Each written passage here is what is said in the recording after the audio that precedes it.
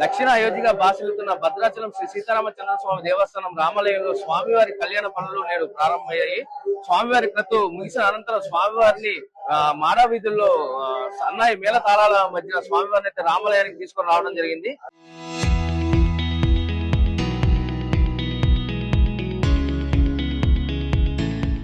మనతో పాటు ఈ రోజు జరిగినటువంటి పూజా కార్యక్రమాల గురించి మాట్లాడడానికి రామాలయం యొక్క వేద పండితులు కుసుమాచార్యులు గారు అయితే ఉన్నారు. వారిని అడిగి తెలుసుకుందాం. అయ్యగారు చెప్పండి, ఈ రోజు వసంతోత్సవం జరపడం గల కారణాలు, విశిష్టత ఏమిటి? శ్రీరామాయ నమః, శ్రీమతే రామానుజాయ నమః. భద్రాచల క్షేత్రంలో సీతారామచంద్ర స్వామి వారి దేవస్థానంలో పాల్గొన మాసంలో వచ్చేటువంటి పూర్ణిమ నాడు ప్రతి సంవత్సరం కూడా మనకి వసంతోత్సవాన్ని చేయడం అనేటువంటి అనాదిగా వస్తున్నటువంటి ఆచారం. అయితే ఈనాడు ఇదే కాకుండా తలంబ్రాలను కలపడం అనేటువంటి ప్రత్యేక కార్యక్రమాన్ని కూడా నిర్వహిస్తారు. ఈ రోజుకున్నటువంటి ప్రత్యేకత మనం చూసినట్లయితే మనకి రామాయణంలో ఈ పాల్గొన పూర్ణిమ నాడు ఉత్తర నక్షత్రంలో సీతారాముల కళ్యాణం జరిగినటువంటి విధానం మనకి చెప్పడం జరిగింది. ఈనాడే సీతారాముల కళ్యాణం జరిగిందని చెప్పేసి ఆనాడు మనకి తెలుస్తోంది. అంతేకాకుండా ఈనాడు లక్ష్మీ అమ్మవారి వారి యొక్క పుట్టినరోజు, అలాగే సీతమ్మ వారి యొక్క పుట్టినరోజు, లక్ష్మీనారాయణుల యొక్క కళ్యాణం జరిగినటువంటి రోజు, ఇలా ఇన్ని ప్రత్యేకతలు కలగవలసినటువంటి ఈ రోజు మనం కూడుకున్నటువంటి రోజు. అటువంటి ఈనాడు మనకి తలంబ్రాల కోసం కలపడం కోసం కార్యక్రమానికి ముందుగా స్వామివారికి ప్రత్యేకమైనటువంటి అభిషేకాదులు నిర్వహించి ఆ తర్వాత మనకు ఉన్నటువంటి వైకుంఠ ద్వారం దగ్గర ఈ పసుపు దంచేటువంటి కార్యక్రమాన్ని నిర్వహించి అలా వచ్చినటువంటి పసుపుని తీసుకొస్తారు. ఆలయానికి దంచినటువంటి పసుపుని తీసుకువచ్చి హోమాదులన్నీ ముగించి ఆ తర్వాత స్వామి వారికి వసంతోత్సవాన్ని నిర్వహిస్తారు.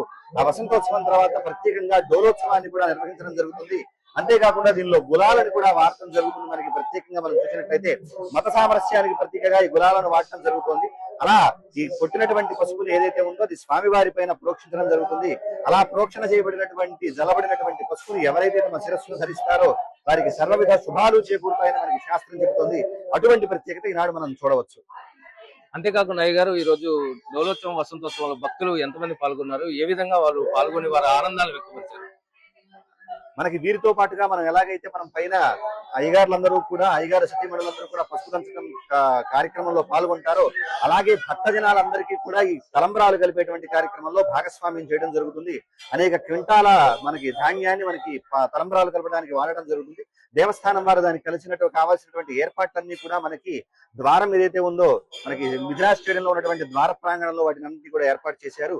అనేక భక్తజనం వచ్చి మహిళలు అలాగే వీళ్ళందరూ కూడా భక్తిగా ఉన్నటువంటి వీళ్ళందరూ కూడా వచ్చి ఆ తలంబ్రాలు కలిపేటువంటి కార్యక్రమాన్ని నిర్వహించి ఆ తర్వాత పైన జరిగేటువంటి డోలోత్సవంలో వేలాది మంది భక్తులు ఈ కార్యక్రమంలో పాల్గొనడం మనం చూడవచ్చు.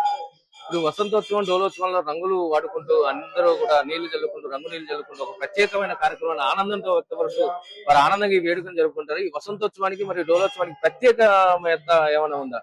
అంటే మనకి శాస్త్రం చెప్పినటువంటి ప్రకారం పూర్ణిమ నాడు మనకి ఉత్సవాదులు నిర్వహిస్తారు. అలా నిర్వహించినటువంటి వాటిలో ఇందాక చెప్పినట్టుగా స్వామివారికి ముందుగా ఈ వసంతాన్ని జల్లటం జరుగుతుంది. అలా స్వామివారికి జల్లటంతో స్వామివారి భక్తులైనటువంటి మిగతా వారందరూ కూడా ఆ జలంతో పాటు కూడా రంగులను చల్లుకుని తమ ఆనందాన్ని పంచుకుంటారు. సీతారాముల ఆశీస్సులు లభించినట్టుగా భావిస్తారు ఇక్కడ వారంతా కూడా. రామాలయం వేద పండితులు చెప్తున్న వివరాల ప్రకారం స్వామివారి డోలోత్సవం వసంతోత్సవం అయితే అంగరంగ వైభవంగా నిర్వహిస్తున్నట్లయితే వారు తెలుపుతున్నారు. ప్రస్తుతం ఇక్కడ ఉన్నటువంటి తాజా పరిస్థితి, చరిత్ర సృష్టించినోడు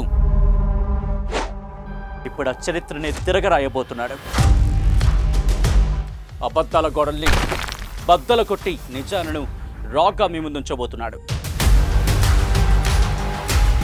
నిజమైన వార్తల కోసం వెంటనే డౌన్లోడ్ చేసుకోండి రా యాప్ని.